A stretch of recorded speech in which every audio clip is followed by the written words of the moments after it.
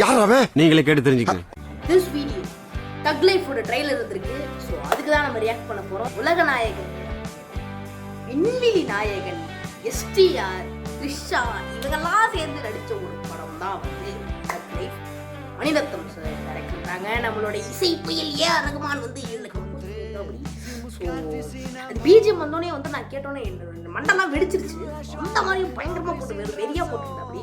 So இந்த trailer பார்த்தா தான் வந்து நம்ம மூவியை கொஞ்சமாவது ப்ரெடிக்ட் பண்ண முடியும். ஸோ எந்த மாதிரி கதை அப்படி வரப்போகுதுன்றது வந்து ட்ரெய்லர் பார்த்து நம்மளால் புரிஞ்சுக்க முடியும்.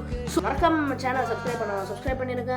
அதுக்கப்புறமா இந்த வீடியோ 4 பேருக்கு ஷேர் பண்ணி விடுங்க. தயவு செஞ்சு நான் உங்களுக்கு இஞ்சி கூப்பாடி மன்றாடி கொண்டு கேட்டுக்கொள்கிறேன். ஸோ இப்போ நம்ம வீடியோக்குள்ளே போகலாம்.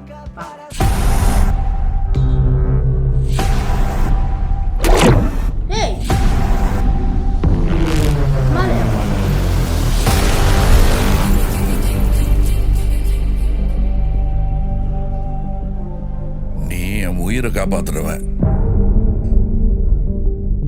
யமங்கிட்ட இருந்து என்ன மீட்டு எடுத்துவன். அந்த எழுத்தையும் எந்த எழுத்தையும் ஒன்னா எழுதி வச்சுட்டான். இனிமே நீ நானும் ஒண்ணு, கடைசி வரைக்கும்.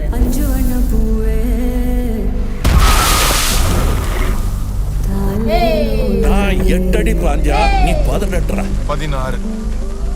சரி கணக்குள்ள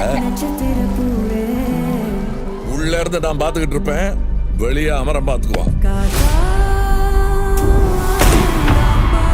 அமரம் தான் எல்லாத்தையும் பார்த்து பண்ணா நான் என்ன இதுக்கா? எனக்கு ஏதோ சரியா படல. நீங்க இப்ப போக வேண்டாம். Madam, I am your only Adam.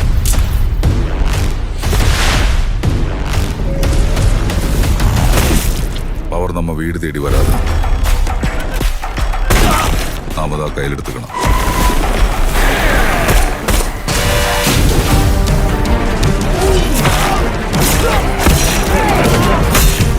இனிமே இங்க நான் தான் ரங்கராய சக்திவேல்.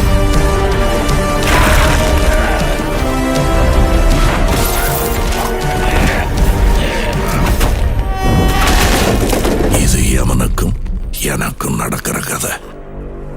நீயா நானா?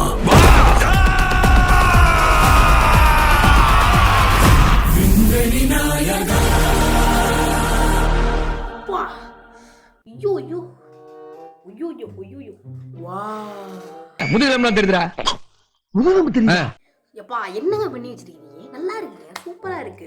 ஸோ என்னால வந்து ஒரு சில விஷயத்த வந்து என்னால் ப்ரெடிக்ட் பண்ண முடியல. இப்போ என்னன்னா ஒரு கரெக்டான ஐடியா கிடைச்சிருச்சு.